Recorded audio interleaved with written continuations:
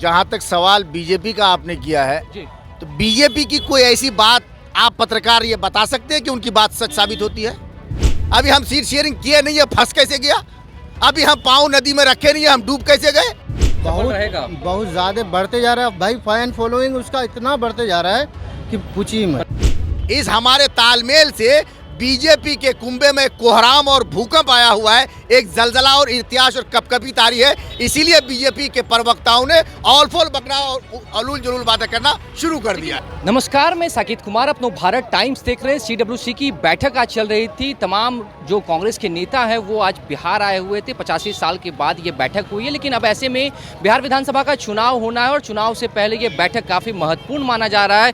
कई लोग यहाँ पर इनसे जानते हैं। ये बताइए, जब ये बैठक हुई है तो लग रहा है कि कांग्रेस अब मजबूत भूमिका में आएगी इस चुनाव में? देखिए, सबसे पहले तो मैं आपके न्यूज़ चैनल का शुक्रिया अदा करता हूं कि आपने मुझे बोलने का मौका दिया। और आपने जो अभी एक शब्द कहा कि क्या अब कांग्रेस लगती है कि जो है वो मजबूत हुई है, ये सबसे पहले तो ये कहना ही आपका बिल्कुल गलत है। कांग्रेस पहले से ही मजबूत थी। कांग्रेस में ये जो आज का मीटिंग था जी, ये मजबूती को लेके तो था ही, बिल्कुल। परंतु इसमें जो CWC के जो कोर कमेटी हैं उनकी एक बहुत बड़ी महत्वपूर्ण बैठक थी। भैया जी। लेकिन अब महागठबंधन में जिस तरीके से सीट शेयरिंग को लेकर चर्चा चल रही है, ऐसे में पिछली बार जितनी सीटें मिली, क्या लग रहा है कि इस बार जब लगातार राहुल गांधी बिहार आ रहे हैं, तमाम नेता बिहार आ रहे हैं, तो अब तेजस्वी यादव के साथ तमाम जो गठबंधन में जो दल हैं उनके साथ ये बैठेगा कि अच्छा एक सीट मिल सके? देखिए, पिछले बार 2020 के चुनाव में जो है हमारे दो अलायंस पार्टनर हमारे साथ नहीं थे जी। इस मरतबा वो हमारे गठबंधन में आए हैं, तो वो आपस में हम लोग का जो गठबंधन है वो तय कर लेगा कि किनको कितने सीट पर चुनाव लड़ना है, क्योंकि अलायंस पार्टनरों को भी सीट देना है। ये कोई बहुत बड़ी जो है समस्या भी नहीं है और ये कोई बहुत बड़ा विवाद भी नहीं है। अभी एनडीए की तरफ से लगातार ये कहा जा रहा है कि अब कांग्रेस जिस गाड़ी पर सवार हुई है उसके जो ड्राइवर यानी कि तेजस्वी यादव पर निशाना है कि जो युवराज हैं उनका जो ताल्लुक है वो जंगल राज से है। तो ऐसे में बिहार की जनता, बिहार के युवा कैसे भरोसा करेंगे? देखिए, जहां तक सवाल बीजेपी का आपने किया है जी। तो बीजेपी की कोई ऐसी बात आप पत्रकार ये बता सकते हैं कि उनकी बात सच साबित होती है? जितने भी जुमले निकलते हैं बीजेपी की जुबान से वो सारे झूठे होते हैं, मक्कारी भरे जुमले होते हैं और उनका दावा बिल्कुल गलत साबित होता है। अगर आप सच्चे पत्रकार हैं तो इस बात को अच्छी तरह से जानते होंगे कि बीजेपी का कोई भी जुमला साबित नहीं होता है। लेकिन जो बातें, जो वार आपके ऊपर किया जा रहा है, जो कांग्रेस के ऊपर किया जा रहा है, क्या कांग्रेस तैयार है जवाब देने के लिए? कांग्रेस जवाब देने के लिए तैयार है? मतलब हमारे ऊपर बीजेपी की तरफ से वार है ना जी। कि हम उसके गाड़ी पे सवार हैं कि हमारे गाड़ी का ड्राइवर अच्छा नहीं है, तो मेरी गाड़ी के ड्राइवर का उसको कैसे पता चल गया भाई? इसका मतलब वो मक्कारी कर रहा है, बिना देखे भी किसी लड़की की शादी करा रहा है। वो गजब की बात है यार। बीजेपी वालों की भी कहानी अजीब गजीब है। मतलब लड़की देखी नहीं है, शादी हो रही है, किसी ने कह दिया कौवे ने तुम्हारा कान ले गया, अब तुम अपने कौवे की तरफ भागे पड़े हो। ये बीजेपी वालों का बकवास है। बीजेपी का मतलब है धोखाबाज है, बीजेपी का मतलब है फरेबकार है, बीजेपी का मतलब है मक्कार है, बीजेपी का मतलब है कि झूठा है। ये मैं नहीं कहता हूँ, उन्हीं का सहयोगी बाबा पलटू राम कहते हैं सबसे बड़का झूठा पार्टी बीजेपी। समझे आप? या आप भी कोई जवाब बाकी रह गया जनाब? नहीं, ये बताइए कि अब सीट शेयरिंग को लेकर जो मसला लगातार अब फंसता हुआ नजर आ रहा है, मुख्यमंत्री के चेहरे को लेकर बात जो चल रही है, कौन होगा? किसका मसला फंस रहा है? ये कहाँ से आप लोग खबर उठा के लाते हैं? ये बीजेपी वाला जुमला कहाँ से लाते हैं भाई? आप लोग पत्रकार हैं, आप लोगों को बीचोली वाली सवाल पूछा जा सवाल रहा कैसे है। हो रहा है? अभी हम सीट शेयरिंग किए नहीं है, फंस कैसे गया? अभी हम पाँव नदी में रखे नहीं है, हम डूब कैसे गए? अभी हम पेड़ पे चढ़े नहीं है, गिर कैसे गए? अभी हम नहाने गए नहीं है, कपड़ा कैसे उतार दे? ये तो फालतू वाली बात है कि सीट कोई मसला नहीं है। हमारा आपस में तालमेल बहुत मजबूत है, अच्छा है। इस हमारे तालमेल से बीजेपी के कुंभे में कोहराम और भूकंप आया हुआ है, एक जलजला और इतिहास और कपकपी तारी है। इसीलिए बीजेपी के प्रवक्ताओं ने ऑलफोल बकना और अलूल जलूल बातें करना शुरू कर दिया है। एनडीए जो 225 सीटों का लक्ष्य रख रही है, क्या होगा उसके इस लक्ष्य का?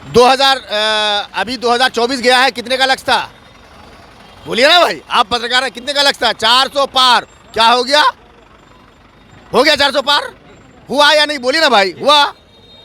बीजेपी ने 24 में 2000 कितने का रखा था? 2024 में 400 पार हो गया। 400 पार तो फिर वो बात है काहे को लोग कर रहे हैं जो इसमें कोई मफहूम नहीं, किसी का कोई मतलब नहीं। हाँ, अपना अपना बोलने का हक है, कोई बोल रहा है उसके पास झूठ बोलने का आधार है, वो झूठ बोल रहा है। हम लोग सच्चाई के आधार पे बात करते हैं, हम लोग पब्लिक के पास चलते हैं, हम लोग पब्लिक डीलिंग करते हैं, लोगों के दुख मुसीबत परेशानी में हम लोग चलते हैं, इसलिए हम लोग पब्लिक से जुड़ के काम करते हैं। जो भी काम करते हैं हम लोग पब्लिकली काम करते हैं, ठीक है। ये बताइए कि राहुल गांधी जिस तरीके से लगातार युवाओं की बात उठा रहे हैं, पलायन की बात को उठा रहे हैं, लगता है कि ये मुद्दा बनेगा बिहार में? जी बिल्कुल बनेगा। वो पलायन के बारे में बोल रहे हैं, रोजगार के बारे में बोल रहे हैं, शिक्षा के बारे में बोल रहे हैं, स्वास्थ्य के बारे में बोल रहे हैं। पूरा हिंदुस्तान में तो एक ही नेता है जो मजबूती से देश का मतलब मुद्दा को उठा रहे हैं। जी, जैसे फिलहाल वोट चोर हो रही थी, जिसमें माननीय विपक्ष नेता श्री राहुल गांधी जी ने मतलब वोटर अधिकार यात्रा निकाले। उसके बाद कुछ ही दिन बाद ज़मीन चोरी हो रही है। ज़मीन के मुद्दे पर कल IYC यानी इंडियन यूथ जो है वो सब रैली निकाले थे, विरोध प्रदर्शन किए थे। हाँ, जब से 1 रुपया की ज़मीन में 1050 एकड़ ज़मीन अडानी जी को मुफ्त में दे रहे हैं। यहाँ पे जो भूमिहीन है, जिसका घर नहीं है, उसको ज़मीन नहीं मिल रहा। तमाम मुद्दे जो कांग्रेस की तरफ से या महागठबंधन की तरफ से उठाए जा रहे हैं, वोट चोरी का मामला हो या फिर ज़मीन चोरी की आप लोग बात कर रहे हैं, नौकरी की बात कर रहे हैं, बेरोजगारी की, पलायन खत्म करने की बात कर रहे हैं, तो ऐसे में क्या लग रहा है इस बार विधानसभा का जो चुनाव होगा उसमें क्या होगा नतीजे? देखिए, विधानसभा चुनाव हम लोग मजबूती से लड़ रहे हैं और हम लोग का ज़मीनी स्तर से काफ़ी मजबूती है और संभवतः हम लोग इस बार इंडिया अलायंस सरकार बनाएंगे। ठीक है, ये कई और लोग हैं, इनसे भी जानने की कोशिश करते हैं कि आखिरकार किस तरीके से देख रहे हैं, क्योंकि जो बैठक हो रही थी, CWC की बैठक हो रही थी, इसमें तमाम नेता पहुंचे हुए थे। ये बताइए कि आप युवा हैं, राहुल गांधी लगातार युवाओं की बात कर रहे हैं, रोजगार पलायन की बात कर रहे हैं, तो बिहार का युवा किसके तरफ जाएगा? बिहार का युवा इस बार गठबंधन के पास ही जाएगा। जी, गठबंधन में ही सीमित रहेगा, इधर उधर नहीं जाएगा, क्योंकि तेजस्वी सरकार कांग्रेस से मिलकर अभी वादा कर रहे हैं जी। कि रोजगार देंगे, नौकरियां देंगे। हम लोग पढ़े लिखे अभी डिग्री लेकर के घूम रहे हैं, हम लोग के पास कोई भी नौकरी नहीं है, कोई ये नहीं है। तेजस्वी यादव भी लगातार उन 17 महीनों की बात करते हैं जब वो सरकार में शामिल थे। क्या बिहार के युवा उनकी बातों को मानेंगे? जो वादे कर रहे हैं, बिहार का युवा उस वर्ग में जो है वो उनके विश्वास करेगा इस बार? जरूर करेगा, करना ही है, क्योंकि वो दे रहा है भाई। और जहाँ जहाँ उसका सरकार बना है, जो जो वादा किया है, कांग्रेस का सरकार बना है, उस वादे पे वो खरा उतर रहा है भाई, तो क्यों नहीं देगा? राहुल गांधी का लगातार जो बिहार दौरा हो रहा है, ये कितना सफल रहेगा? बहुत ज़्यादा बढ़ते जा रहा है भाई, फैन फॉलोइंग उसका इतना बढ़ते जा रहा है कि पूछिए मत। पलायन रोको यात्रा उन्होंने किया, वोट चोरी को लेकर उन्होंने आवाज़ उठाई, जमीन चोरी को लेकर वो बात कर रहे हैं। हाँ, हर एक मुद्दा उसका एकदम ऊपर भाग रहा है। जी, ठीक है। देखिए, CWC की बैठक चल रही थी। अब ऐसे में राहुल गांधी बिहार पहुंचे हुए थे, सदाकत आश्रम में ये बैठक चल रही थी। तमाम कांग्रेस के दिग्गज नेता जो हैं वो इस बैठक में शामिल हुए थे। और अब जिस तरीके से बिहार विधानसभा चुनाव में महज कुछ दिन बाकी हैं, ऐसे दिखने वाली बात है कि जो लगातार राहुल गांधी जो मुद्दे उठा रहे हैं, जो बातें कर रहे हैं, वो NDA के ऊपर कितना भारी पड़ने वाला है, क्योंकि बेरोजगारी पलायन का जो मुद्दा उठा रहे हैं, वो अब युवा इसको लेकर क्या सोचते हैं। फिलहाल इस खबर में इतना ही। नवभारत टाइम्स के साथ बने रहे पटना से साकिब कुमार।